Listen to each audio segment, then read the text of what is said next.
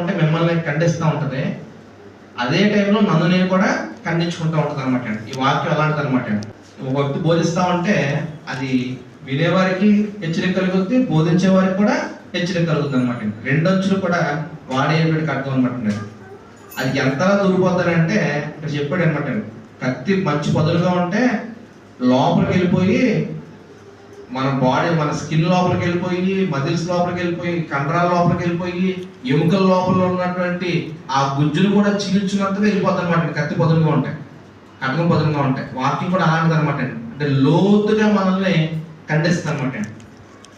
మనం ఎక్కడ తప్పు చేస్తున్నాము, ఎక్కడ ఎలాంటి క్రియలు చేస్తున్నాము, మన ఆలోచనలు ఎలా ఉన్నాయి, మన ప్రవర్తన ఎలా ఉంది, అంతా కూడా మనల్ని హెచ్చరించేది, గద్దించేది, ఖండించేది, బుద్ధి చెప్పేది ఏంటన్నమాట అండి వాక్యం అనమాట అండి. ఖడ్గం అనమాట. ఖడ్గమైనటువంటి వాక్యము మనల్ని ఛేదించుకుంటూ, మనల్ని పరిశోధించుకుంటూ, మన హృదయంలో తలంపులు, ఆలోచనలు ఎలా ఉన్నాయని శోధించుకుంటూ మన లోపలికి వెళ్ళిపోతుంది అనమాట. అలాంటి ఖడ్గంగా ఆ వాక్యము పోల్చబడింది. కాబట్టి ఆ ఖడ్గం విషయంలో మనం జాగ్రత్తగా ఉండాలి.